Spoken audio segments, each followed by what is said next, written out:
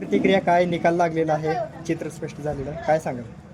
या ठिकाणी मोहोळचा शिवसेनेचा नगराध्यक्ष विजय घोषित झालेला आहे. खरं तर हा विजय मोहोळ शहरातील माझ्या मतदार बंधू भगिनींचा विजय आहे. खरं तर या ठिकाणी तालुक्याचे आमदार राजाभाऊ खरे असतील, उमेशदादा पाटील असतील, रमेशजी बारसकर असतील, टिपटॉपा देशमुख असतील, या ठिकाणी खरं तर मोहोळमध्ये जे रमेश बारसकरने आत्तापर्यंत सर्वसामान्यांसाठी केलेलं काम होतं, खरं तर त्याचा विजय म्हटलं तर वावगं ठरणार नाही. खरं तर मोहोळच्या शिवसैनिकांनी व माझ्या बहादर शिवसेना मतदारांनी या ठिकाणी एकनाथजी शिंदे साहेबाला ही मोहोळ नगरपंचायत गिफ्ट दिली म्हटलं तर वावगं ठरणार नाही. खरं तर या ठिकाणी आता मतदाराची जबाबदारी संपलेली आहे.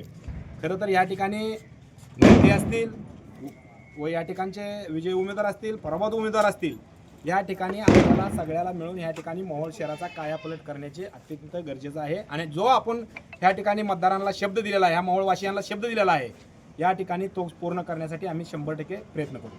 खरं तर रमेश बारसकर यांना पाहण्यासाठी वारमधून 4 माजी आमदारांनी एक विद्यमान आमदारांची या ठिकाणी खरं कॉर्नर सभा घ्यायला लावली, याबद्दल काय सांगा?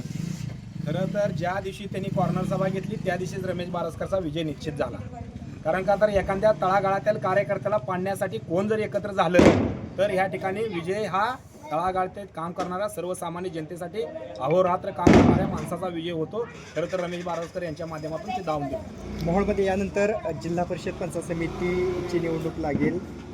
कशा पद्धतीने याचा प्रतिसाद याचा परिणाम कशा पद्धतीने असणार? 100% या ठिकाणी राजाभाऊ खरे आमदार यांच्या नेतृत्वाखाली या ठिकाणी जडपी पंचायत समिती असेल निवडणुका आम्ही लढतोय. या ठिकाणी उमेशदादा पाटील असतील, रमेशजी बारसकर असतील, टिपटॉपा देशमुख असतील, असं आम्ही त्या ठिकाणी राष्ट्रवादी असेल, शिवसेना असेल व अनेक या ठिकाणी जे जे काय घडामोडी घडतील सगळ्यांना बरोबर घेऊन या ठिकाणी आपल्याला अनगरकरांना पराभव करण्यासाठी या ठिकाणी आपल्याला सगळ्यांना एकत्रित यावं लागेल, असाच संदेश या ठिकाणी तुमच्या माध्यमातून देतोय. एखादा विजय झाला म्हणून आपण काय हुरळून जाणार नाही.